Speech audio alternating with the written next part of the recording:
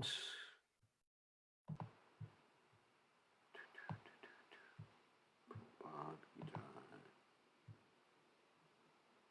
Here we go. 1 second. We have to mute everybody. And here we go. Nice to see everybody. We got a lot of people tonight. So we're going to continue with our study of the Bhagavad Gita, and we are starting the 8th chapter of the Bhagavad Gita. It's a very exciting chapter about attaining the Supreme, and we're going to find out how to remember Krishna at the time of death. Very, very interesting discussion. Let me just check my sound. All right. Sound all right. Sound all right. One. Sounds test. Okay, we're going to chant Radha Madhava as we usually do in the beginning. Jaya Radha Madhuva Kunda Bihari Jaya Radha Madhuva Kunda Bihari Gopi Jana Malabha Kiri Badadhaguti Gopi Jana Malabha Kiri Badadhaguti Yashodanandana Vrajajana Ranjana Yashodanandana Vrajajana Ranjana Yamuna Tira Vanachari Yamuna Tira Vanachari Jaya Radha Madhuva Kunya Bihari Jaya Radha Madhava Kunya Bihari Gopi Jana Malabha Kiri Varadhavi Gopi Jana Malabha Kiri Varadhavi Yashodanandana Brajajana Ranjana Yashodanandana Brajajana Ranjana Yamuna Tira Vanachari Yamuna Tira Vanachari Jaya Radhamad Ahuva Kunya Bihari Jaya Radhamad Ahuva Kunya Bihari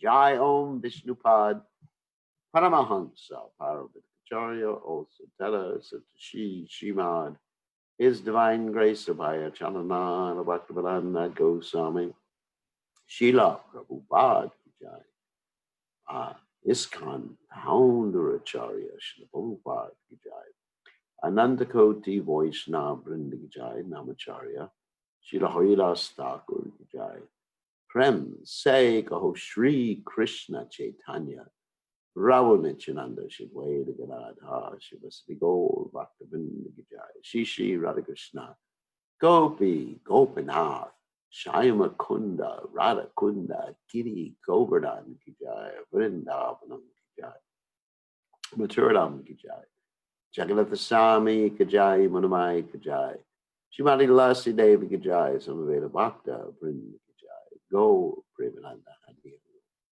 All glory is the assembled devotees, all glory is the assembled devotees, all glory is the assembled devotees, all glory is to Shri Guru and Gauranga Srila Prabhupada Jai Nama Om Vishnupadaya Krishna Prastaya Bhutale Shivani Bhaktivedanta Swami Namani Namaste Saraswati Devi Gauravani Pachari Nirvisesa Sinivali Paschat Asia Tardi.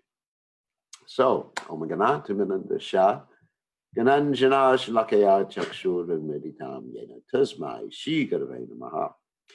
So I offer my respectful obeisances unto the lotus feet of my spiritual master, His Divine Grace, A.C. Bhaktivedanta Swami Prabhupada, so kindly opened my eyes with the torchlight of knowledge while I was blinded in the darkness of ignorance. So let us start with the 8th chapter of the Bhagavad Gita, Attaining the Supreme. Okay, let us share the screen here. Here we go. And I think there's a little explanation in the chapter in the beginning. Let's go back a little bit. Hold on a second. Yeah, little explanation. Chapter 8, Attaining the Supreme.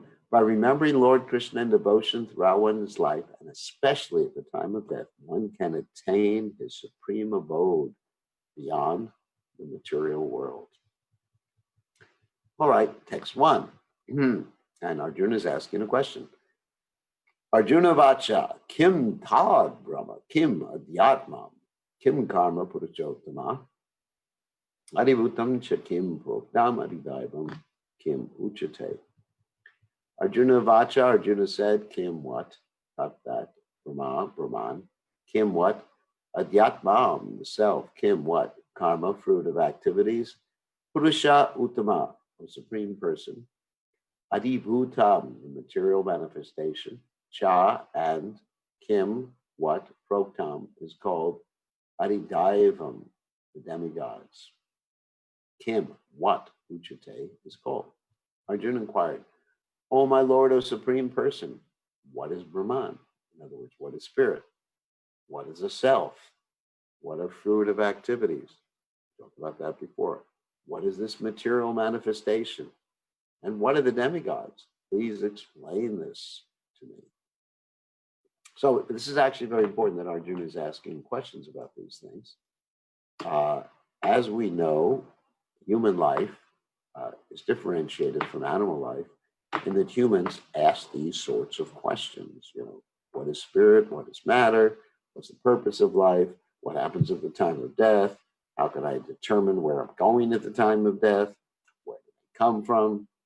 Human life actually begins at that point. Otherwise, it is simply polished animal life with just eating, sleeping, mating, and defending. So these are important questions. Purport. In this chapter, Lord Krishna answers different questions from Arjuna, beginning with what is Brahman. The Lord also explains karma, fruit of activities, devotional service, and yoga principles and devotional service in its pure form. The Srimad Bhagavatam explains that the supreme absolute truth is known as Brahman, Paramatma, and Bhagavan. And we went through that before. Brahman is the energy, Paramatma is Krishna in the heart, Bhagavan is Krishna in his abode in the spiritual world, in his personal form, interacting in a very intimate way with his devotees. In addition, the living entity, the individual soul, is also called Brahman. Krishna is Brahman, we're Brahman. Brahman means spirit. Arjuna, but we are not Para Brahman, the highest Brahman. Krishna is the highest Brahman, or the supreme Brahman. Arjuna also inquires about Atma, which refers to the body, soul, and mind. Atma means the self. So some people think the Atma is the body, some people the soul think the Atma is the mind, and some people think it's the soul. It's actually the soul. According to the Vedic dictionary, Atma refers to the mind, soul, body, and senses also. Self. Arjuna has addressed the Supreme Lord as Purushottama, supreme person. Uttama is like a superlative. A Purusha means person. And Uttama, it's a conjunct between the two words. Purusha is person. Uttama means the highest, or supreme person, which means that he was putting these questions not simply to a friend, but to the supreme person, knowing him to be the supreme authority, able to give definitive answers, the best answers. Text 2. Adiyajna katham kotra dehi smin madhusudana prayana kale chakatam keosi niyatatma bahi. Adiyajna, the Lord of sacrifice. Katam, how? Ka, who? Atra, here. Dehi, in the body. Asmin, this. Madhusudana, O Madhusudana. Prayana kale, at the time of death. Cha, katam, how?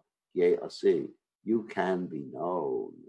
At niyata atma bhi, by the self-control. Who is the Lord of sacrifice? That's Krishna. And how does he live in the body? Oh, Madhusudana. Krishna is addressed as Madhusudana here because there was a demon, the Madhu demon, and Krishna killed him. So he's addressed as Madhusudana.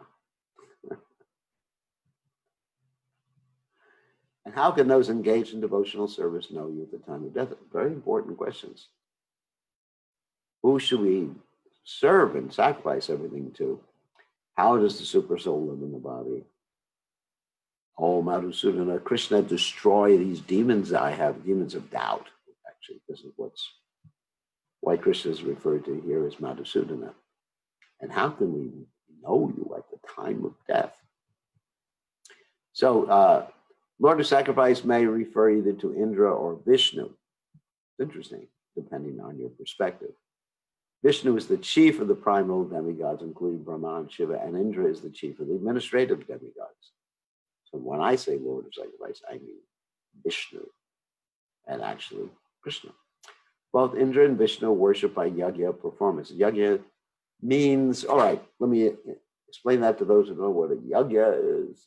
Yajna is basically sometimes translated as sacrifice, but it's a performance, not only a fire sacrifice, which many of you will see, but it can be a sacrifice for engaging one's intelligence and mind in different activities for a higher purpose. For example, Sankirtan, or the chanting of the Lord's holy names, is a yajna, and there's no fire there.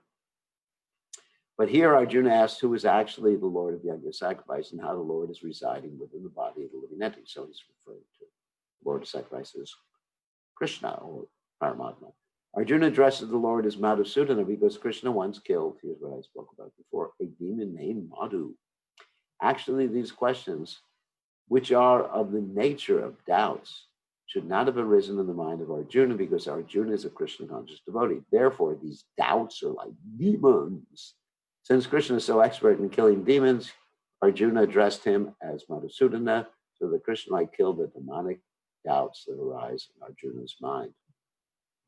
Actually, when Krishna was in Vrindavan, practically there were so many demons every day. And this is so that Krishna could enjoy himself in these heroic activities, right? Chivalrous activities. Now, the word prayana kale in this verse is very significant because whatever we do in life will be tested at the time of death. Wow. So it's not that you can just switch your consciousness at the time of death.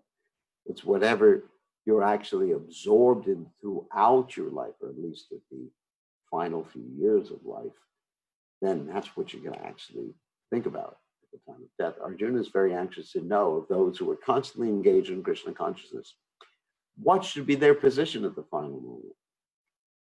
At the time of death, all the bodily functions are disrupted, and the mind is not in a proper condition. Thus, disturbed by the bodily situation, one may not be able to remember the Supreme Lord. Right? Maharaj Kulakshekhara, a great devotee, prays, "My dear Lord, just now I am quite healthy, and it is better that I die immediately so that the swan of my mind can seek entrance at the stem of your lotus feet." That's an interesting question. I mean, what are we going to do? Let's say we're unconscious at the time of death. So what happens then? Well, Prabhupada said that Krishna will not forget you. If you were serving Krishna, it's not just like some ritual that you can be a rascal your whole life and then just like have someone like chant Hare Krishna a year and go back to Godhead.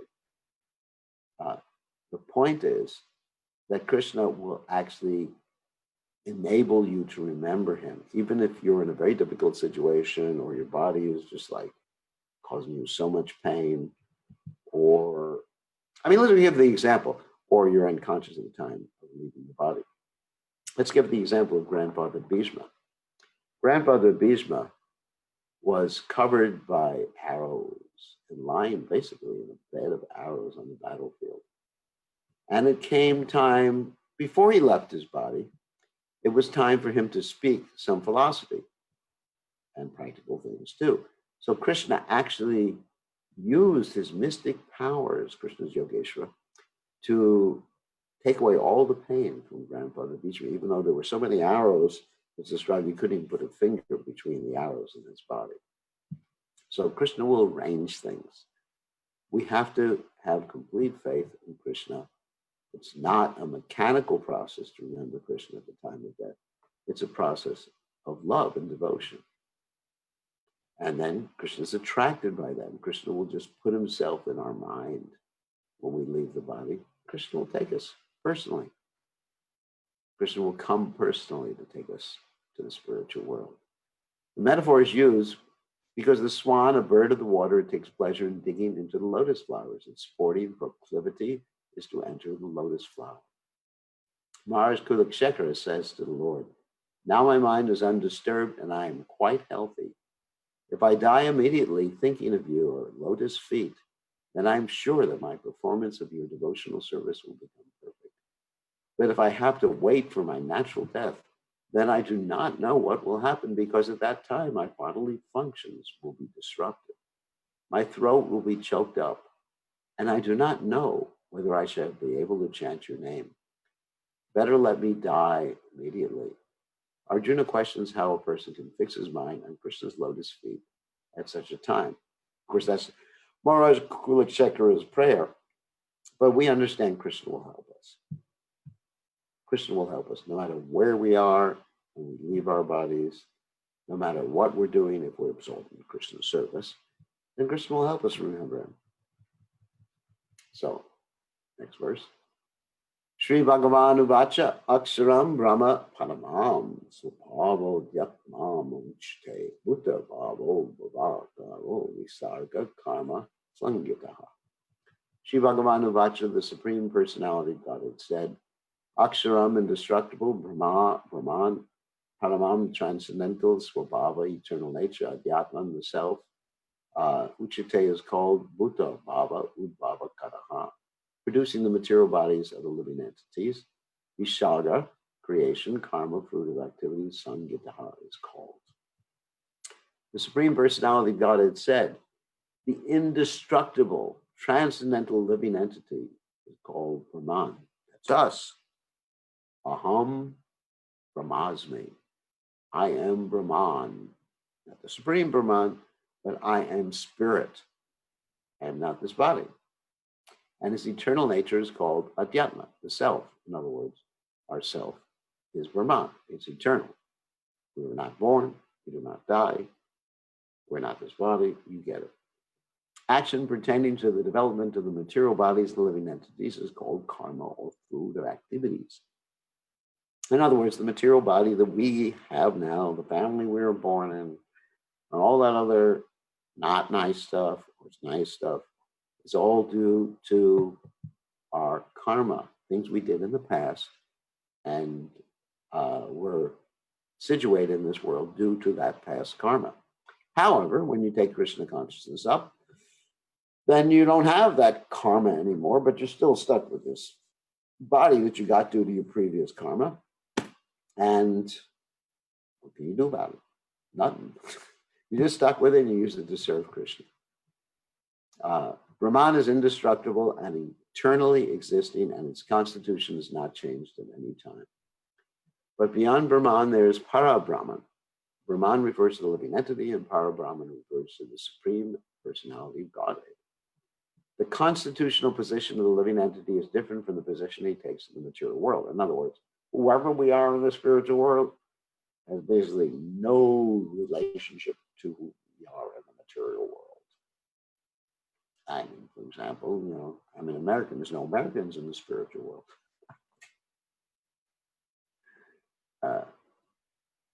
That's true. I hate to say that. There's no flags or anything like that. So we're different, obviously. In the material consciousness, his nature is to try to be the Lord of matter. But in spiritual consciousness, Krishna consciousness, his position is to serve the Supreme. When the living entity is in material consciousness, he has to take on various bodies in the material world. It's called karma, or varied creation by the force of material consciousness. In Vedic literature, the living entity is called Jivatma. That means the Atma of the Jiv, or the soul of the Jiv. And that's the individual soul. And Brahman, so the individual soul is spiritual Brahman, but he is never called Para Brahman. Para means transcendental. That's really easy to understand. The living entity, Jivatma, takes different positions. Sometimes he merges into the dark material nature and identifies himself with matter. And sometimes he identifies himself with the superior spiritual nature. Therefore, he is called the Supreme Lord's marginal energy. Marginal means we can go either way. According to his identification with material or spiritual nature, he receives a material or spiritual body. In material nature, he may take a body from any of the 8,400,000 species of life, and there's variety in each one of those species. But in spiritual nature, he has only one body. In fact, in spiritual nature, he is his body. He's not different from the body. It's not that duality.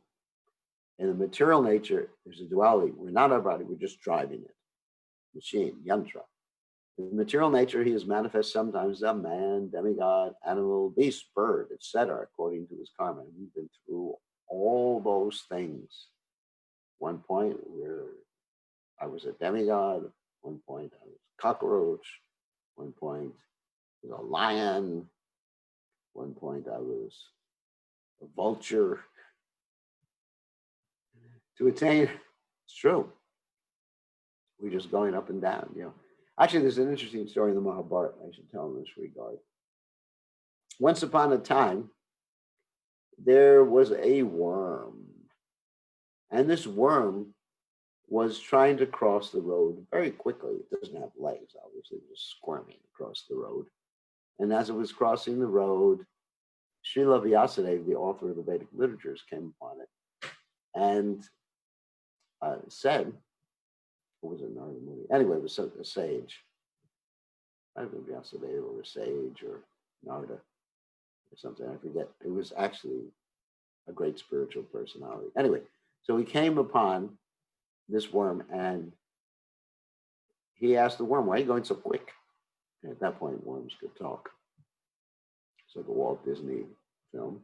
The worm said, because there's a cart coming and it's going to squish me. And so Vyasadeva said, well, let me tell you your future. In your next life, you will take a higher birth. Maybe a butterfly, because worms turn into butterflies. Not all worms. Next life, higher birth. Next life, higher birth. Then he went through, all these different species and stuff like that. And he said, finally, you will become a Shudra, then a Vaishya. And when you're a Vaishya, I'll be your guru. And when you're a Kshatriya, I'll be your guru. And a Brahmin, I'll be your guru. And finally, you'll become a devotee. And then you go back to Godhead. And so the worm said, well, better not hang around this worm body. So he remained in the middle of the road and swish. And anyway, he made his way up. So you may think, shoo, that's a long process. Well, we are so fortunate that by the chanting of the Lord's holy names, even a worm can be Krishna conscious. I mean, there's a story of a dog who became Krishna conscious in Lord Chaitanya Mahaprabhu's pastimes. I'll tell you that story. Several stories of dogs, but just one story I'm going to tell you right now. Once upon a time, there was this dog that was accompanying the devotees on their way to see Lord Chaitanya. Lord Chaitanya was in Jagannath Puri. And this great devotee of Lord Chaitanya, he was maintaining all the devotees and also maintaining the dog. Because anyone who takes shelter of you, it's your extreme responsibility to take care of them. You can't neglect it. It's actually one of the most sinful things to neglect someone who takes the shelter of you. And I'll tell another story about that in a second. So anyway, so his dog was following him, and then at one particular point, the dog left, and Shivananda Singh was pretty upset because he felt guilty, he had not fed the dog or something like that. And the dog actually went ahead of the devotees and went to Lord Chaitanya Mahaprabhu. And Lord Chaitanya Mahaprabhu was seen when the devotees arrived there, throwing like coconut pulp to the dog, and the dog was catching it and eating it and chanting the holy names. Because when you're Lord Chaitanya, you can do things like that. And the dog went back to home, back to Godhead. Okay, so this is pretty good. So by taking prasadam and associating with Lord Chaitanya Mahaprabhu, Dina Hina Yata Chilo Harinam Uduvilo, anybody can go back to Godhead, even a dog. Here's another story about a dog, and this is not about Lord Chaitanya, but anyway, how one should take care of a living entity who has taken shelter of you. Once upon a time, Maharaj Yudhisthira was getting ready to leave this world and go to the heavenly planets. And so his brothers had already passed away, his wife had already passed away. So he was there, like in the Himalayas and in the north. And then a dog was following him. And he was taking care of the dog. And then Indra from the heavenly planets comes down, and says, "You can go back, come with me." And Yudhisthira Maharaj says, "Can the dog go too?" And Indra said, "No, can't go there." And then Yudhisthira refused to accept the highest material benediction because he understood that he was responsible for taking care of that dog. I mean, a very interesting story. And eventually the dog reveals himself as Yamaraj, and he was testing Yudhisthira's sense of compassion and responsibility towards even a dog. So this is very important for us, to take responsibility for others and be ready to even sacrifice for the welfare of others. This is the highest principle in Krishna consciousness. So let's continue here. I mean, I have more stories about dogs, but let's not do that. To attain material heavenly planets, enjoy the facilities, sometimes perform sacrifice yajna, but when his merit is exhausted, he returns to earth again in the form of a man. This process is called karma. So in other words, all right, let's explain. So he goes to heaven, he does a lot of pious things, and then he leaves his body, heaven, heaven's great. This is not the spiritual world we're talking about, this is material heaven, okay? In heaven, you got so many facilities, you don't get old, you don't get sick. There's basically everything is really nice. The mangoes are as big as Hillsborough, and they have there's rivers of mango juice, pretty nice. Everything is just like, wow, it's great. Everyone's beautiful or handsome or something like that. And yes, cool place. Actually, the Prophet said that Hawaii is almost like heaven. So don't go to Hawaii, because then you'll forget Krishna. And the problem with heaven, you actually forget Krishna a lot more easily because everything is so nice. So it's good to have a little bit of misery, spicy stuff in there. So anyway, so that's heaven. But the problem is, you've done a lot of good things, you go to heaven, okay. Then Shane Punya Marcha Lokam Vishanti. When all the results of your good things that you did run out, it's like a bank account. You work, put money in the bank account, and then gradually the balance goes down when you retire. Some people even get a reverse mortgage on their house. And by the time they die, they have nothing to leave to their children, just whatever, the bank takes over the house. So So anyway, so you're up there in the heavenly planets and you balance, and good karma runs out, and all of a sudden your garland wilts, and you're on your way out, buddy, and back to earth. Then you got to start the whole thing over again. Krishna consciousness is not like that. You go to the spiritual world, eternal. It's not that your good karma runs out and you come back from the spiritual world. No, you stay there. The Chandogya Upanishad describes the Vedic sacrificial process. Whoops, this is the phone. We have to turn off again. On the sacrificial altar, 5 kinds of offerings are made to 5 kinds of fire. The 5 kinds of fire are conceived as the heavenly planets, clouds, earth, man, and woman. And the 5 kinds of sacrificial offerings are faith, the enjoyer on the moon, rain, grains, and semen. Don't have to worry about that sacrifice. We chant Hare Krishna. In the process of sacrifice, the living entity makes specific sacrifices to attain specific heavenly planets and consequently reaches them. When the merit of sacrifice is exhausted, the living entity descends to earth in the form of rain, then takes on the form of grains, and the grains are eaten by man and transformed into semen, which impregnates a woman. And thus the living entity once again attains the human form to perform sacrifice, and so repeat the same cycle. In this way, the living entity perpetually comes and goes on the material path. The Krishna conscious person, however, avoids such sacrifices. He takes directly to Krishna consciousness and thereby prepares himself to return to God. We don't waste any time. Impersonalist commentators, that means people who think God is ultimately just energy. So they comment on the Bhagavad Gita and they unreasonably assume that Brahman takes the form of Jiva in the material world. And to substantiate this, they refer to chapter 15, verse 7 of the Gita. But in this verse, the Lord also speaks of the living entity as an eternal fragment of myself. The fragment of God, the living entity, may fall down into the material world, but the Supreme Lord, Achyuta, that's the name of Krishna, which means not fallen. Chuta means to fall. Achyuta means not to fall, never falls down.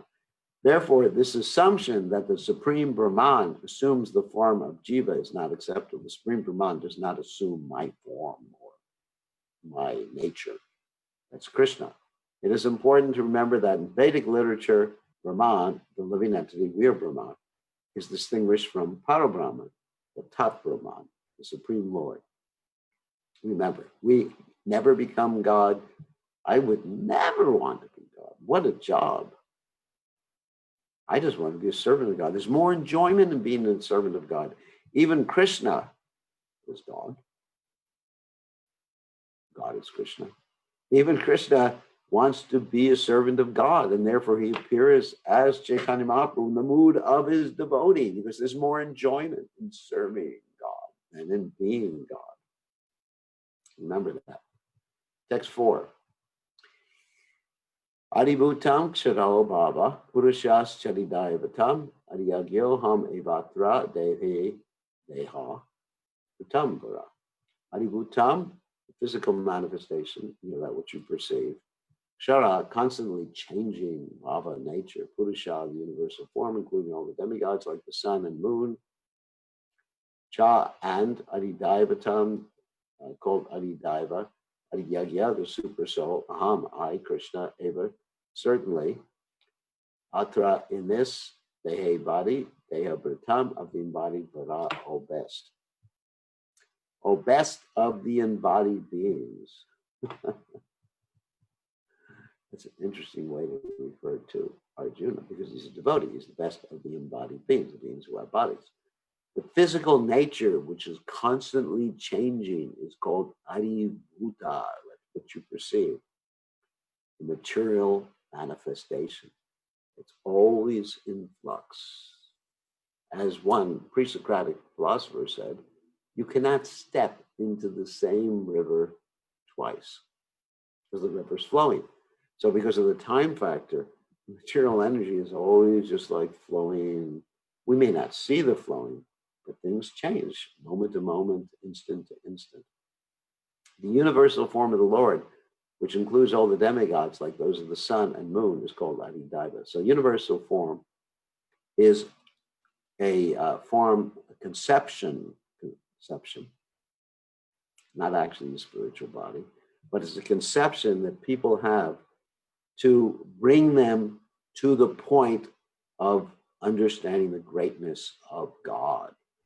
For example, before I came to Krishna consciousness, I used to camp during the summer, and I would look up at the sky and see all the stars and just think, this is universal form. This is like God, how great God is. So this is a conception that helps us understand. Sometimes that conception is exhibited by Krishna for specific purposes, like Krishna did in the Bhagavad Gita, as the Bhagavad Gita was being spoken. In the 11th chapter, we'll read about that, when he wanted to shock Arjuna and actually prove to Arjuna that he is God. And actually, Prabhupada would say often that if someone says they're God, we should ask them to show the universal form. And certainly they cannot do that. And I, the Supreme Lord, represent as the super soul in the heart of every embodied being, am called Adiyagya, the Lord of Sacrifice. We went over that before. Adiyagya means the Lord of Sacrifice. And sometimes people think that's Indra, but it's actually Krishna and his expansions. Adibhuta means the material manifestation, the things that we can perceive with the senses. You got it? And the demigods are generally called Adidaiva, or the planets, or the universal form. The physical nature is constantly changing. Material bodies generally pass through 6 stages. They are born. They are really cute when they're born. They grow. They still maintain some of their cuteness. They remain for some duration. Cuteness goes away. Produce some byproducts. Byproducts are cute. Sorry. That means children. And then age of window, old age. And then, boom, vanish. Those are the 6 stages that indicate something is alive. Born, right? Then grow. Then sort of a stasis or static situation. And then there's some reproduction, and then that's it. That's it, buddy. It's all downhill from there. It's actually all downhill after the growing stage. This physical nature is called Adibhuta. It is created at a certain point and will be annihilated at a certain point. Sometimes Prabhupada would say, and repeating the words of Bhaktisiddhanta Saraswati Thakur, that the whole show is temporary. Or William Shakespeare would say, life is but a poor player that struts and frets his time upon the stage and then is heard no more. Or in the Bible it says, ashes to ashes, dust to dust. So in other words, the material creation is there, then the whole thing is dissolved. Then it's created again, the whole thing is dissolved. Then it's created again, the whole thing is dissolved. Created again, the whole thing is dissolved. So this is something like the seasons. The Vedic conception of time is more or less circular. The Western conception of time generally is more or less linear. And even in many religions in the West, you have a conception of the day of judgment and the end time. And after that, it's all over, baby. But that's not true. We don't see, nature doesn't act like that. We see that there's winter, spring, summer, fall. Winter, spring, summer, fall. Winter, spring, summer, fall. So it's again and again this creation. Bhutva, bhutva, paliyate, that's the Sanskrit. Again and again this creation is there. Of course, it's a long time span. It's not going to be destroyed within our lifetime, or many lifetimes.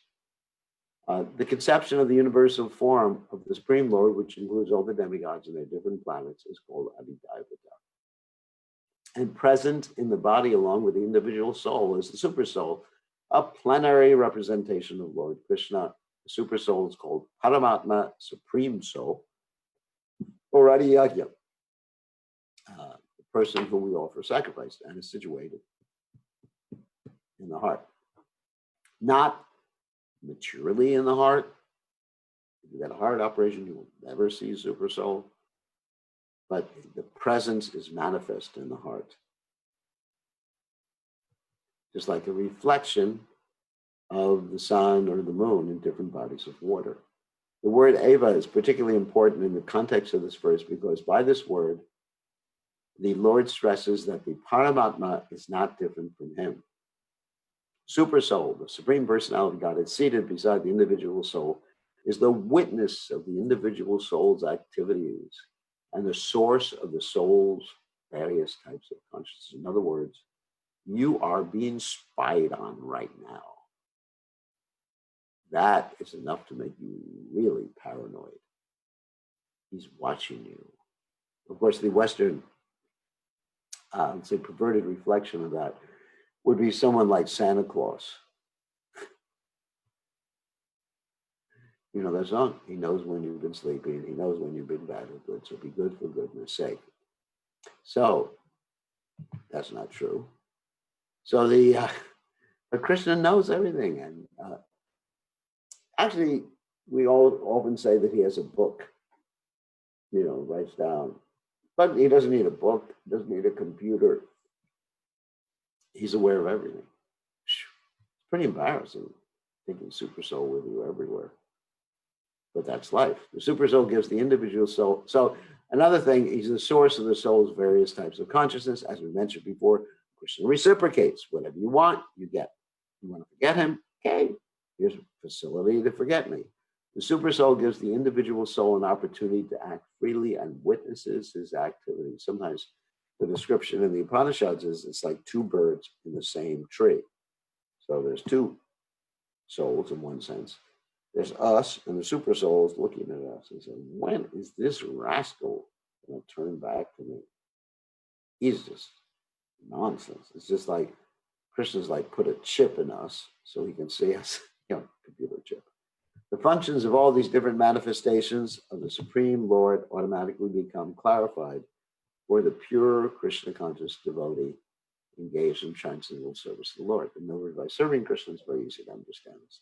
A gigantic universal form of the Lord is called Adidayavata, and is contemplated by the neophyte who cannot approach the Supreme Lord in his manifestation in super soul. Just like, wow, everything is Krishna. Krishna is so great. The neophyte is advised to contemplate the universal form, or Bharat Purusha, that means universal person, whose legs are considered the lower planets, whose eyes are considered the sun and moon, and whose head is considered the upper planetary system. It's a conception. It's not actually Krishna. It's not Vishnu Tattva, but it's a conception that one meditates on. So you can come to the understanding, it's at least a humbling conception, so you can come to the understanding that God is great. That's all. And we don't do that. We don't meditate on the universal form. It's not pleasing. It's not enlivening, at least for me. It's for others who are really materialistic. The next verse. Now we start with remembering Krishna at the time of death. Ante kale chamameva smaran va kalevaram yat priyati samad bhavam yati nashtyatra samshayaha. Ante kale, at the end of life, cha also, me, eva certainly, smaran, remembering, muktva, quitting, kalevaram, the body, yahi, who, prayati, goes, sahi, matbhavam, my nature, yati, achieves, na, not, asti, there is, atra, here, samshayaha, doubt. Here Krishna says, whoever at the end of his life quits his body, remembering me alone, at once attains my nature. Of this there is no doubt. So as we mentioned before, don't worry. You are serving Krishna, you love Krishna, Krishna will remember you, even if there's some disturbance at the time of your leaving the body. We got special dispensation. A special dispensation from Krishna. And especially since we're connected to Prabhupada, we get a special dispensation. from Srila Prabhupada. So we don't have to worry. As long as we engage in service and continue, phew, you got it made. Of course, that doesn't mean you could just like lie around, do nothing. In this verse, the importance of Krishna consciousness is stressed. Anyone who quits his body in Krishna consciousness is at once transferred to the transcendental nature of the Supreme Lord. So let me explain what that means. For those who are quitting the body, remembering Krishna, then transcendental nature of the Supreme Lord means they take birth wherever Krishna's pastimes are taking place in some material universe. They don't go back to the spiritual planet immediately.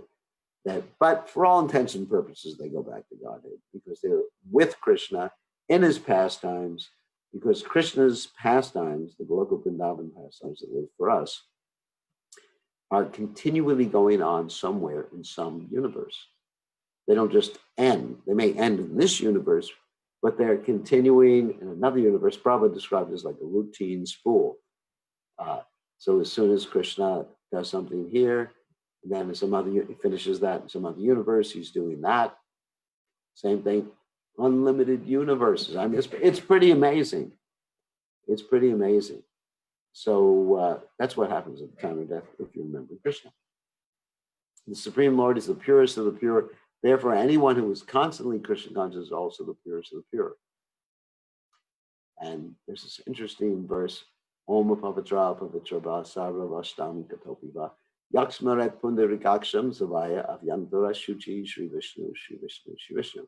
If one remembers Krishna, who is describing this verse as Pundarikaksham, which means lotus eyes. Krishna has beautiful eyes, like lotus petals, it's described.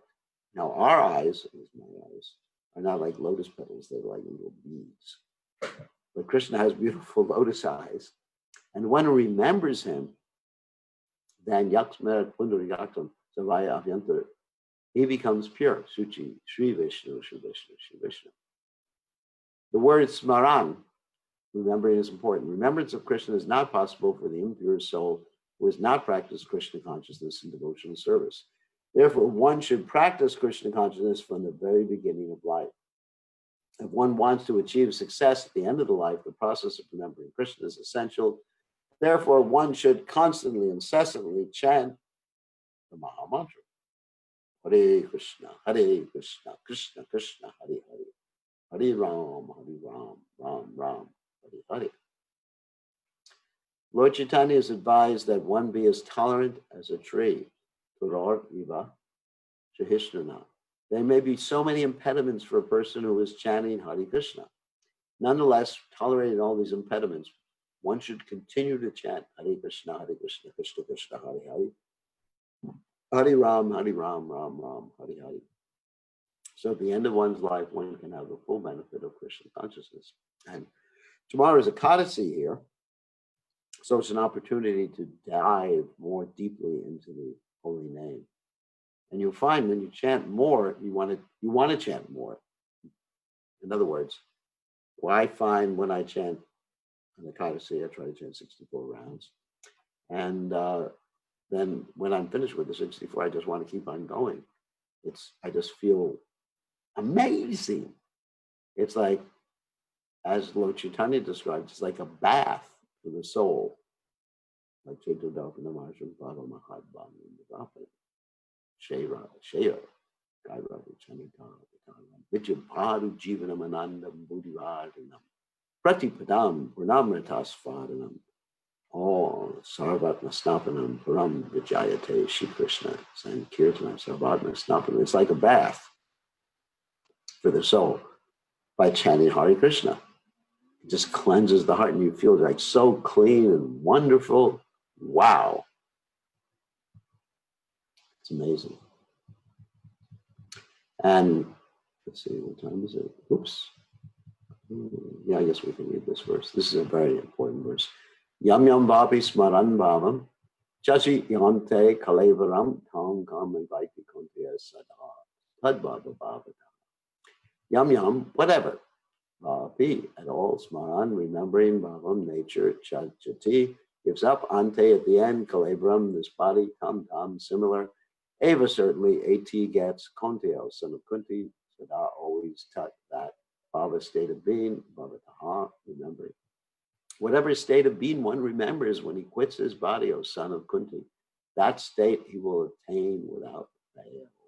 The process of changing one's nature at the critical moment of death is here explained. A person with the end of his life quits his body thinking of Krishna, attains the transcendental nature of the Supreme Lord, but it is not true that the person who thinks of something other than Krishna attains the same transcendental state. But you can't just like switch at the time of death because the mind and everything becomes very disturbed. So whatever is most dear to you, that's what you're going to think of. And we're going to talk about the deer in a second. This is a point one should note very carefully. How can one die in the proper state of mind? Maharaj Bharata, although a great personality, thought of the deer at the end of his life, and so in the next life he was transferred to the body as of a deer. Although as a deer he remembered his past activities, he had to accept that animal body. Of course, one's thoughts during the course of one's life accumulate to influence one's thoughts at the moment of death. So this life creates one's next life. So what happened with Maharaj Bharata? Just to explain the whole thing very quickly. He was a great soul, a highly elevated soul, and meditated in the forest. And what happened is that there was a baby deer that needed his care because the mother died. And so he took care of the deer, which is fine. But he neglected his spiritual activities and became more deer conscious than Krishna conscious over some time. And at the end of this life, he thought of the deer, became a deer, but this deer actually remembered his past life as Maharaj Bharata, which is really interesting. He remembered his past life. And so then what happened is the deer just didn't hang out with the other deer. The deer went into an ashram and actually hung out with sages. And then he took his birth in his next life as someone named Jadbharat, so he didn't make the same mistake. He acted like an idiot so nobody would disturb him. There's a whole story of Jadbharat, which we're not going to tell right now. And then he went back to Godhead. If in one's present life one lives in the mode of goodness, you need association, good association to live in the mode of goodness, and always thinks of Krishna, it is possible to remember Krishna at the end of one's life. That will help one be transferred to the transcendental nature of Krishna. If one is transcendentally absorbed in Krishna's service, then his next body will be transcendental. In other words, even if you're just thinking of serving Krishna, let's say if you're cooking and you're just thinking of the ingredients like spicing and ingredients like quinoa, then you're meditating on quinoa. It's not that you become quinoa in your next life, but you're meditating on it to serve Krishna. Then you go back to Godhead. Then his next body will be transcendental, spiritual, not material. Therefore, the chanting of Hare Krishna, Krishna, Krishna, Hare Hare, Hare Rama, Rama Rama, Hare Hare is the best process for successfully changing one's state of being at the end of one's life. And if you were ever with Prabhupada, you would see that he was chanting continually, even when he was talking to other people. The chanting was always going on, and that's the secret. That's really the secret, being absorbed in the Mahamantra. The Mahamantra is both the means to be Krishna conscious, and it's the end, because that's what they're chanting in the spiritual world. Hare Krishna, Hare Krishna. What does the Mahamantra mean? It means Radha Krishna, Radha Krishna, in the vocative form. Oh, Radharani, please engage me in Krishna's service. And so they're all vocative words in calling out. Oh, Krishna's energy. Oh, Radharani, please engage me in Krishna's service. And even Ram, for many of us, means Radha Raman. Refers to Radharani again, who is Krishna enjoying with Srimati Radharani. So Radharani gets the first dibs in the Mahamantra. So we worship Radharani. Radhe, Radhe, Radhe, Radhe, Radhe, Radhe, Radhe, Radhe. And I wish I was Govardhan, where I could always be chanting Radhe, Radhe, Radhe, Radhe, Radhe, Radhe, Radhe, Radhe. And there's devotees in Braj who just spend all their time just chanting or writing the name Sri Radhe everywhere, and every tree, every building, because she is our worshipable deity. Okay, so now we'll take some questions. We will, let's say, unmute you. Give me 1 second. All right, you are officially allowed to speak. Okay. Okay. Oh, Sumuka, you have a question. Yes. What's the Yes. question? In this class, you have said that in Bhagavadgita Krishna says at the end, whoever at the end of life, remembering me alone is my abode. So Krishna is clearly saying, remembering me alone.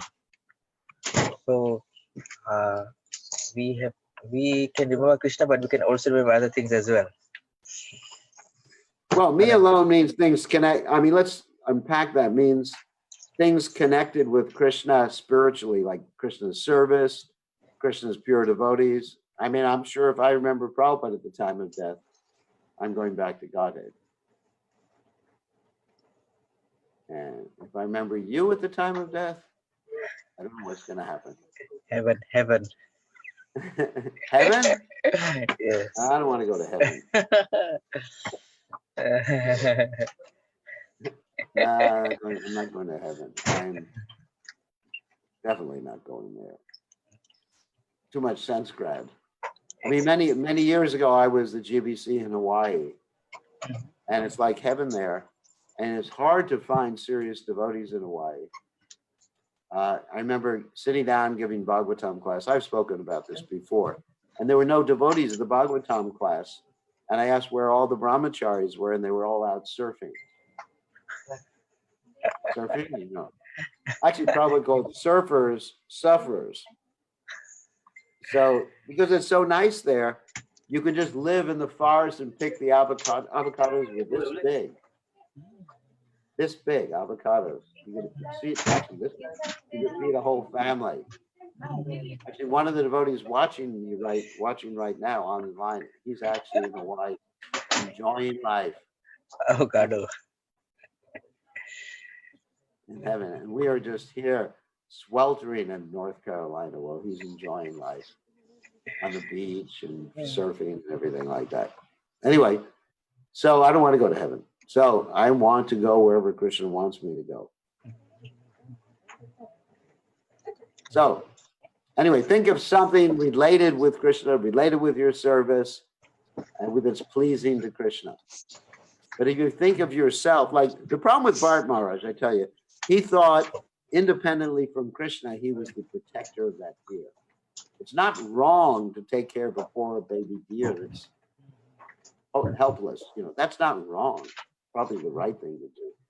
But to think that you're independently the protector and proprietor of my deer. Actually, it sounds like what someone's saying in marriage, my dear. And so if you actually think, oh, the Hawaii guy put Hawaii background. So anyway, so you can see that. So things, my deer, you know, it doesn't belong to you. How can you own a deer? Like that. So anyway, but why do people like deer? Because they're so cute. I mean, very few people adopt a pet cockroach. Cockroach is as dear to Krishna as the deer is. Dear to Krishna is you and me. But how many people have pet cockroaches? No, what they do is they spray for cockroaches. So this is Maya. This is the illusory energy. We don't like cockroaches and we love deer. And it's type of Maya, because it appeals to our senses. For example, I'm here in North Carolina and we have these squirrels who come on my porch all the time. And I'm thinking, oh, how cute they are. You know, they're furry and everything like that. And I'm thinking, oh, I wish one of them would come to me so I could pet them. This is Maya. Illusion. Okay. One more clarification, Gurudev. Okay. You said about Yudhishthira Maharaj, a great devotee of Lord Krishna. Then you said Who Indra is? came, Yudhishthira Maharaj. Yudhishthira Maharaj is a great devotee of Krishna, yeah. Yes, but you just read earlier that Indra came to take him to heaven. Then go to the spiritual world. Well, actually, that's an interesting point. that it's described in the Mahabharata and also by the Acharyas that these great devotees, they have expansions that are in heaven. Like Drona and Dara, they're expansions of Yashoda Mai and Nanda Maharaj, and they're in heaven. So Yudhisthira actually has, anyway, his expansions are in heaven, but he's a pure devotee with Krishna in the spiritual world. Thank you. Heaven, Hawaii. Heaven. No, Fiji's like heaven too. Yes. But not Suva. Suva is not like heaven. Fiji is paradise, Gurudev. But not Suva. Hey, the ceiling of your office is leaking. No, not yet. We've been see looking it? for long. No, yeah, I can see that. Yeah. It has to be fixed. Yeah, we'll organize it. Yes, you fix it. Yeah, okay. All right. Thank you, Gurudev. Okay, who else has a question? No one else has a question. Put yourself on mute. Oh, Radha. Who's that? Who's that? Radha Padma. This is Sudharma. No, Sudharma. Yes, this is Sudharma, Gurudev. Okay, I'm just looking to I have a question regarding text 4 that we just read.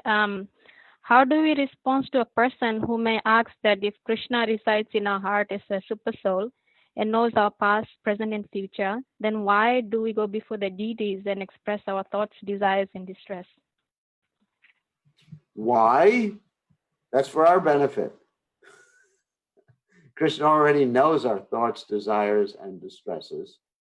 But for our benefit, we establish this loving relationship and reveal our mind to the deities. I mean, Krishna, it is a fact that Krishna already knows. It's not that Krishna just hears something from us and says, wow, I didn't know that. I didn't know how much Maya you were in. You know, Krishna knows how much Maya we're in. Krishna knows what we're thinking. Krishna knows every single nonsense thing that we do. You know, it's frightening. I get frightened when I think about that. Oh my God. Isn't there some like lead shield or I can use to shield myself from Krishna, or what do they call a cone of silence? No, I'm not frightened. But so it's for our benefit we go before the deities and reveal our mind and have a conversation, because it helps us establish and understand that Krishna is a person, so we can have a relationship with him. That's why. This is practical. Okay, so who else has a question? Oh, nice to see you, Elga. Oh, ask a question. You got to take yourself off of mute.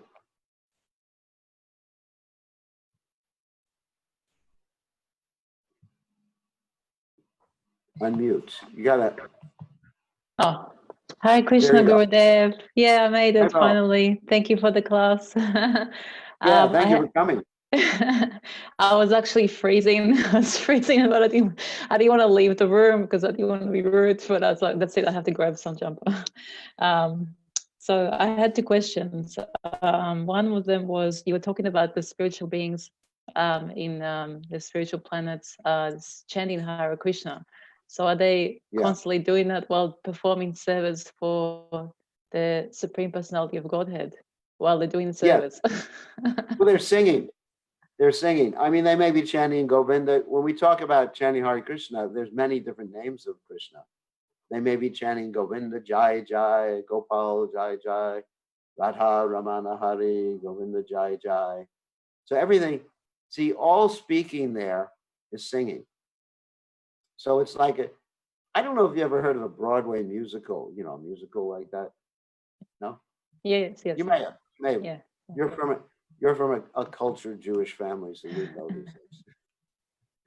Like my mother used to take me to all these musicals in New York, and Broadway, and everyone be chanting, joyful. Actually, finally, she took me to Hair, this musical Hair, where they chanted Hare Krishna. But I really liked that because they were always dancing and it was very joyful. It wasn't they were just, I mean, sometimes they would speak in musicals, but it's very nice when you have singing and someone's expressing their emotions with singing, you know, like The Sound of Music and so many other musicals like that. So the spiritual world is like one big musical. That's awesome. Nice. I mean, why should someone just sit and talk when they can sing? But they also kind of look like Krishna? I read somewhere they have like 4 arms or something like Krishna. In the Vaikuntha planets, yes. In the Vaikuntha planets, yes, they look like Krishna or Lakshmi. But however, in Krishna Loka, no, they don't look like Krishna. They're all just like variegated. Talk about racism. There's all sorts of different colored skin there. People have green skin, purple skin, chartreuse skin, red skin, black skin, white skin. It's a real like rainbow festival. So if they're I think in the Vaikuntha they're carrying they're carrying a shell and disc and all shell, that. lotus, disc, like that. Yeah. But not in Krishna Loka. Okay, but just in a place where they're carrying all that in their hands. So how do they perform devotional service while carrying all those things in their hands? That's a good question. I never heard that one before. They put them all down. They put them down. They put them on the kitchen counter.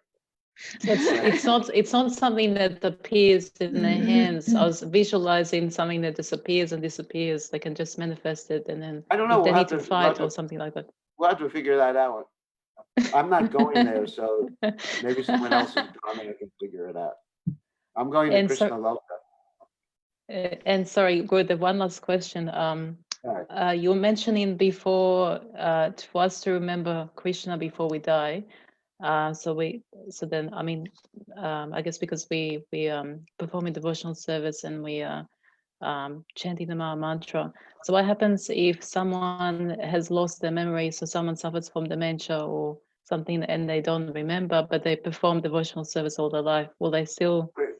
Yes, Krishna will force himself into the person's consciousness. Okay. Like I said before, even if we forget Krishna, Krishna won't forget us for everything we've done for him. So I wouldn't worry about that when we get old. I mean, otherwise, I'm getting old. Of course, I don't have dementia, but. Thank you, Gurudev. So Krishna will take care. I mean, I'm not worried about these things because Krishna will take care of it. I mean, if I'm unconscious, a lot of people leave this world being unconscious, obviously. And so if I'm unconscious, Krishna will take care of me. If I'm serving Krishna my whole life, I understand he will take care of me. I trust him 100%. He's not going to, it's not that I'm going to serve my whole life and at the time of leaving my body, I look at my computer or something like that and then just forget it. He's gonna help me. Krishna will help me. Thank you. Don't worry, be happy. Keep chanting. Keep chanting. He's in Melbourne, Australia. Thank you. Thanks. Very cold. It's freezing. Freezing there.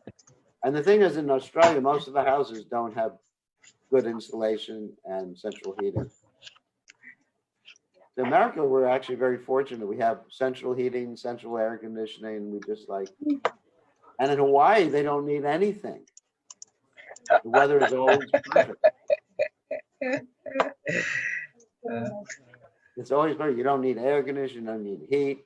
Every day, the weatherman he just plays the same video every day. It's exactly the same weather. Good day. But they do have Maya there. Very high degree.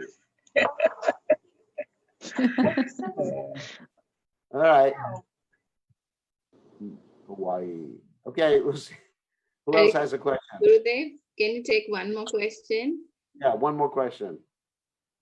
Hare Krishna Guru Maharaj. My question is, reading Bhagavad Gita, we understand that we have to be Krishna conscious, but a little bit of pain that we undergo, that we become body conscious all of a sudden. The whole concentration is, oh, I'm sick, or my body is not in the right state. That's true. That's very true.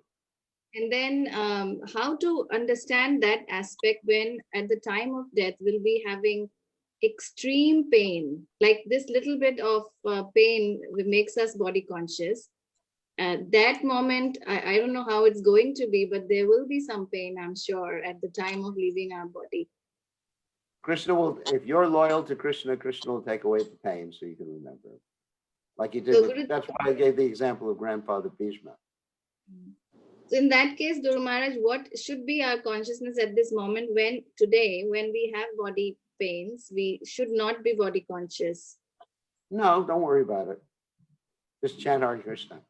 What I experienced was, actually, this is interesting. Before I joined the movement, I was with a devotee, and I was having some pain, stomach pain. And he said, just chant Hare Krishna. And so I chanted Hare Krishna, and then my consciousness went somewhere else. So don't try that at the dentist. That would be very difficult. Your dentist has his hands in your mouth, Hare Krishna. But at least in your mind, chant Hare Krishna.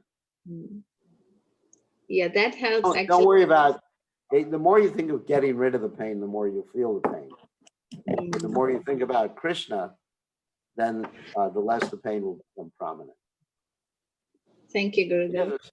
And also use the pain as an impetus to be Krishna conscious. As it says, no pain, no gain. So pain is necessary in order to, understand the nature of this world. All right? Thank you, Guru Maharaj. I think that's it. We thank everybody for joining us tonight. One question, Gurudev. Okay. Yeah. Yes, that's me.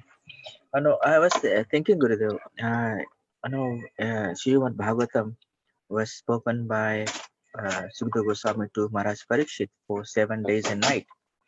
That's right. And when on the 7th day, Maharaj Parikshit left the body and went back to the spiritual world. Yes. So my question is, he was just listening to Srimad Bhagavatam for the 7 days, 7 nights. He was not chanting the mantra or anything like that. So is it that we can also do the same thing? No. That's not your service. And first of all, you're not going to be attentive for 7 days and 7 nights. You'll be attentive for roughly 10 minutes before you get spaced out. I mean, if you go to any Bhagavatam class, I have to take someone else. Right. If you go to any Bhagavatam class in ISKCON and you look around, after about 10 minutes, half the people have glassy eyes because they're not paying attention. And then after about 20 minutes, half the people the eyes keep closing and opening. So if you could remain awake with supreme attention for 7 days and 7 nights, yeah, but you can't.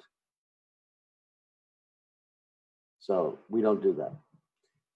It's hard enough for you to chant 16 rounds, not to speak of being awake for 7 days, 7 nights. Okay, I think we have to end now because it's time. And tomorrow morning is coming soon for me. So we'll see everybody tomorrow, same time, same station. And I guess that's it. All glories to His divine grace, Srila Prabhupada. Srila Prabhupada.